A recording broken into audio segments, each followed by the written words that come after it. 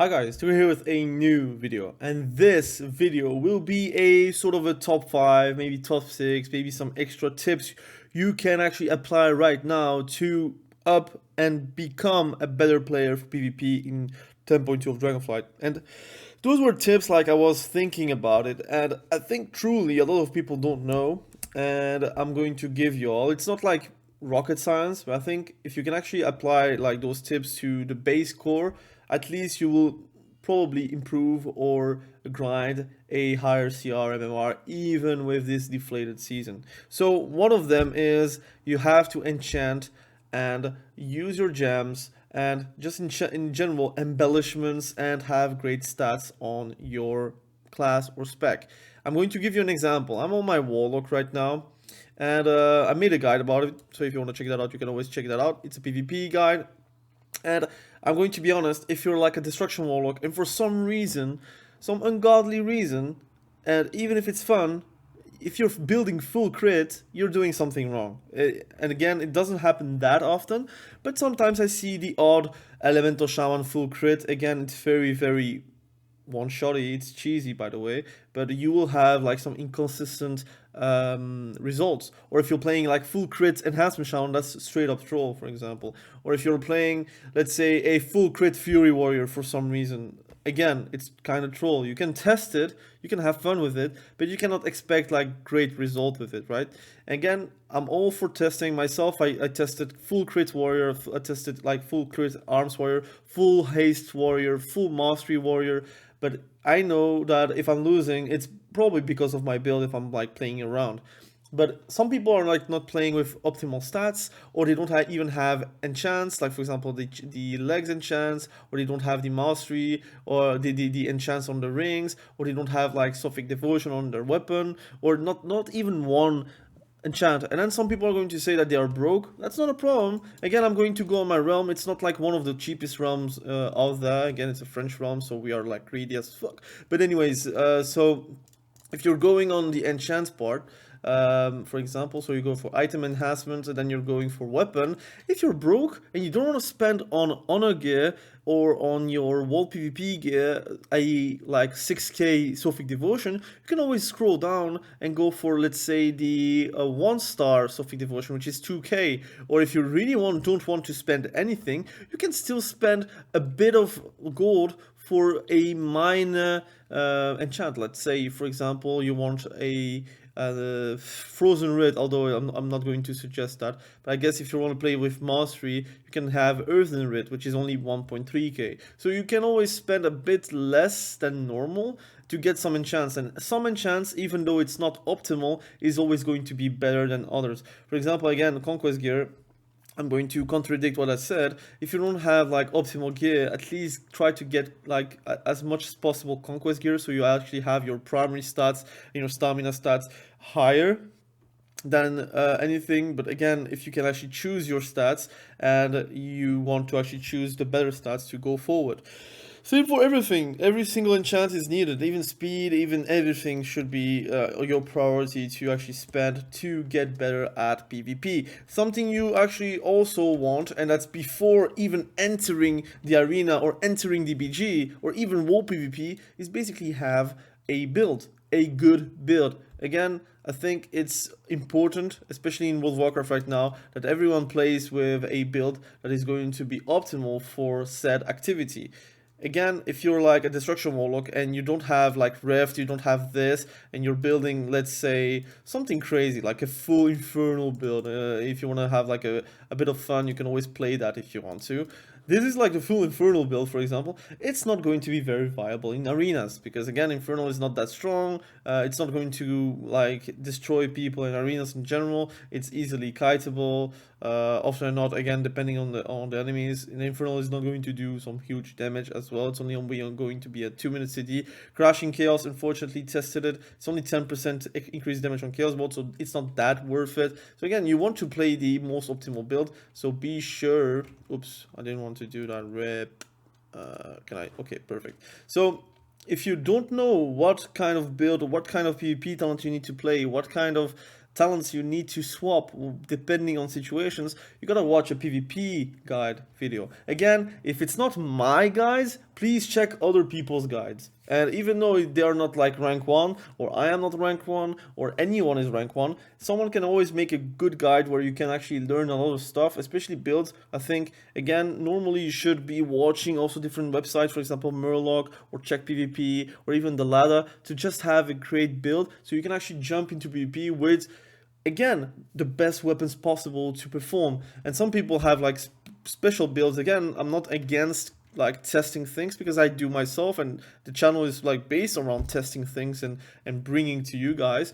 But again, don't expect to have great results if you're not playing with Soulburn, for example, as a destruction warlock. You're going to miss out on a lot of good stuff.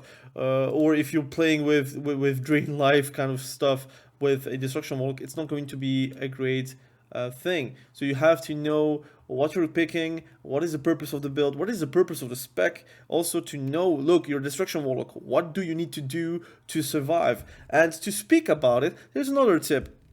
Avoiding damage is effective HP. I wrote it on my phone whenever I was like on the train, and I was thinking about it.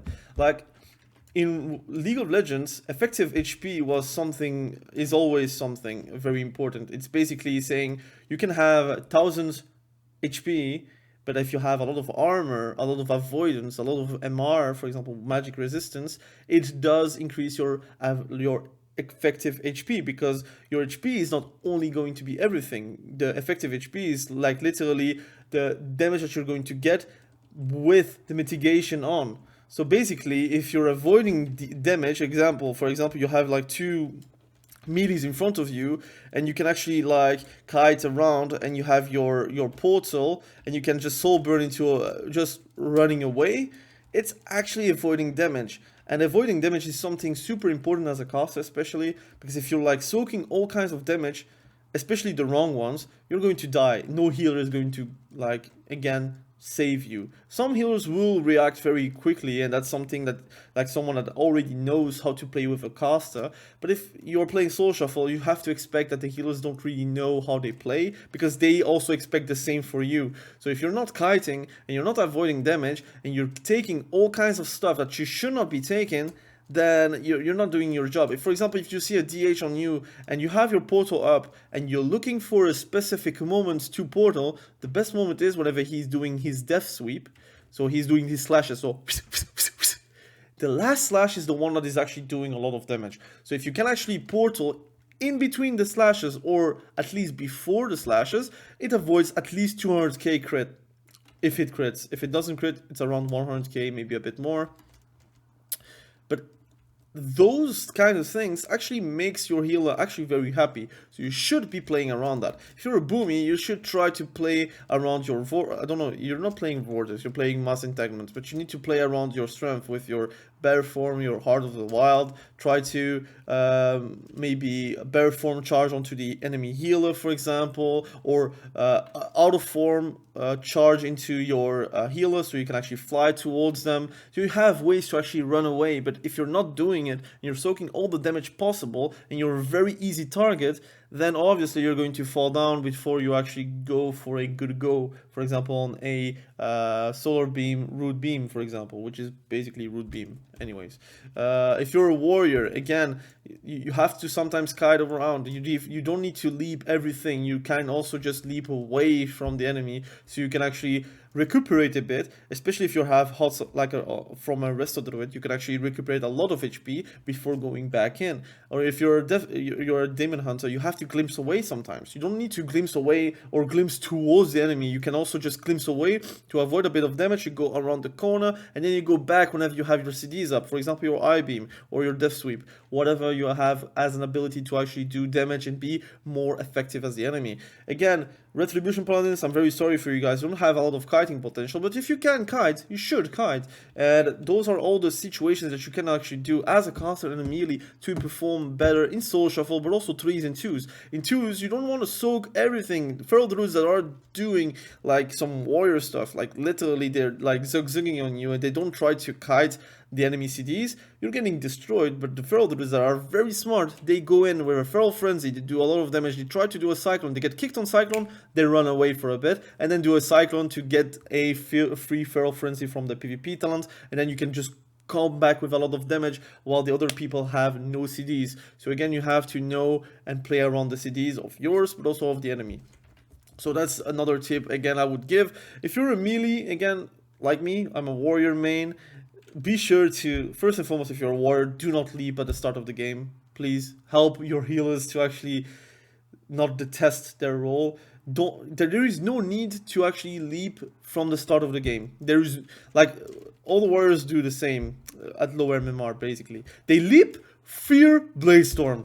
Literally the same thing, the same cast sequence. Like, for example, they have like one button they try to do a cast sequence with, leap into a fear, into a blaze storm. Please do not do that. Just try to walk as far as possible with your mount, first and foremost, so you don't use your charge, you don't use your leap. And then whenever someone is running away, you have all your tools at your position to actually chase the enemy. But also, if you're in danger, at least you have still your leap, and you can leap away from the enemy. I know, it's crazy, right? You can leap away from your enemy, not always towards your enemy. I know. So sometimes you learn a thing or two on these videos, right? I cannot speak, I'm very tired today. Another tip for the healers, for example, be sure to play and try to finish games without any regrets. And that's a tip, like, especially for lower MMR, because I know that, again, in 2v2 and 3v3, you learn to not cross CC, but I would say overlap CDs. So for example, you have a mage and you don't know if he's going to ice block, but you don't really want to bop him, because if you bop at the same time as he's ice blocking, you basically not really lost the game, but you're on the back foot pretty much. At lower MMR, you should not expect the mage to block. I know it's terrible, I know it's horrible to have to not expect that, although they have a button and generally they're using it versus you, but with you they're not doing it. You have to expect the worst, so just pop your CDs and try to end the game with no CDs left. Again, you don't have like a participation reward of you kept X CD for the next game. Do not do that. I am also guilty of that. That's why I try to play with the possibility of having no regrets at the end of the game. So I try to use my CDs whenever I can, whenever it's needed, and whenever I feel like it's needed. So don't hold CDs. Try to play around your strength. Again, if you have to dish out a lot of mana to heal, just do it. At the end of the day, not always you're going to lose on mana. In social fights, please. In 2s and 3s, again, communication is key, so you don't need to overlap CDs. But in social fall, you'll have to overlap CDs. It's not the end of the world if you PS'd someone that just blocked. You cannot smell that they are going to block, and he cannot smell that you're going to PS. So it's vice versa. You have to use your CDs to actually like be able to say to yourself, look, I did everything I can. He died. It is what it is at the end of the day. You did your maximum to actually make him survive. And I think that's the most important thing. Another tip is to actually watch your meters, your damage meters. So everyone has details. If you don't have details, you should actually download details. But I'm going to give you a few examples. If you're playing a solo shuffle match, it's the first match, you don't know who is playing what build, first and foremost, you don't know what's happening, you don't know who is good, who is bad. Or sometimes you're playing like a mirror matchup and he does like 50k DPS more than you for some reason. To know that, there is no magic. You can just click on, like, for example, Wotlk, which is the Retribution Paladin here, and you see his damage meters, right? You see what abilities he pressed that did the most damage. For example, Final Verdicts did some good damage. Judgment did a bit less damage. Crushing Strikes, actually, just melee attacks did 1.18 million damage, which is a crit of 103k on a melee strike, which is quite strong. I want to actually play Retribution Paladin right now, But Hammer of Wrath 97Ks. You have Divine Arbiter 107k. So you can actually see, look, that there is the damage, and how come the damage came? He plays Final Reckoning. He's not playing Execution Sentence, so every time he's going to do a Final Reckoning, it's going to improve the damage of Holy Power abilities. So I have to be careful about that. He's playing with 2 set at least, because I see Rifle Sanction, for example. So you know, okay, he's not playing full versatility, full mastery, he's actually playing 2 set. You have all those things. Also, he played Blinding Light, so he doesn't play Repentance, so you don't have to look out for a Repentance from him, except if he's going to change another from another round. But this round, you at least saw that. He plays with Blessed Hammers for some reason, so he has a weird build. So again, I think it's is it not the consecration that is changed into Blessed Hammer? So I think it's a PvP, not a PvP talent, but a talent that he needs to take to actually get Blessed Hammers instead of consecration, if I'm not mistaken. Again, I might be mistaken, but again, all those things are very important to know where the damage is coming from. For example, the Frost Mage. What is he doing? Ring of Fire. He casted it 3 times, and 3 times made 1.55 million damage. So it gives you the indication of not standing into fire. I know you learned that from raids as well, but in PvP it is also the case. Don't stand in fire. Ice Lance, a instant ability, again, does a lot of damage. 20% of his damage comes from Ice Lance, so it's unavoidable, unfortunately, but you know that it comes from that. So if you feel like he's not casting and he is doing damage, it comes from Ice Lance. Frozen Orb, actually a lot of damage, but that's a lot of pad damage because of the pets that you know. Frozen Orb, Frost Orb. Look, if you're a healer and you see that damage, you know that you have to dispel that. So if you see a Frost Bomb, you have to dispel it. If you don't know what Frost Bomb is, take a weak aura, take Mez weak aura, take Gladiator Losa, I don't care. But once you hear Frost Bomb, or once you see Frost Bomb, you have to dispel it from the get-go. Except if you're polymorphed, you have nothing you can do against it. But if you can actually just dispel, you have to dispel Frost Bomb, for example. Glacial Spike did a lot of damage. People didn't really interrupt it. Me as well, because I was against it.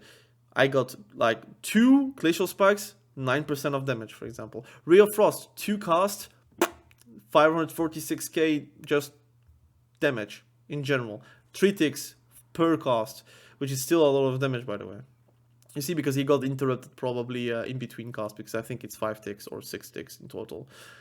He did only 6 flurries, so again, he's not like optimally weaving flurries, and he still wins the games, for example. So you all can see where the damage is coming from, so you can understand what is going to happen in the game and what is going to be predictable in your next games. And that should be something you should play around. Again, if you're multi-classing, it's even easier to recognize patterns.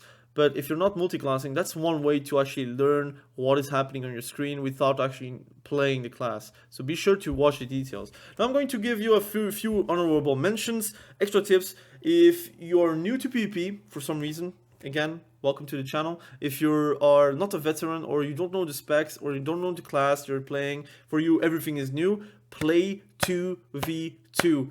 Better with a healer, but if you're not playing with a healer, play with a double DPS. You can still learn a lot from it, but at least you're learning by playing arenas. I think 2v2 is one great way to do so. If you can play 3v3 even in LFG, please do so. If you're playing with friends, please do so, and try to open your mind and try to look into 3v3 and see, look, I'm going to play versus Glads. It is what it is at the end of the day, because it's deflated. But try to play to learn the game if you're still on the learning curve. If you don't know what every spec does, this is the way to actually learn it, by playing it, by analyzing it on damage meters, by analyzing it by playing yourself, for example, if you have time. Again, you have excuses, because World of Warcraft PvP is difficult to learn because it's a knowledge-based game, but you have so many tools currently in this era of gaming that it's very hard to justify not knowing something that is on your screen. If you want to learn, if you want to improve, you can basically just type the spec guide PvP and you can see what is going on your screen. If you want to learn to play against the spec, play the spec yourself. If you don't have the time for it, watch videos about it. Watch a streamer play. For example, if you don't know how to counter a mage, you should be watching Venruki, for example, because he's getting wrecked also on his channel. He doesn't have always a 6-0.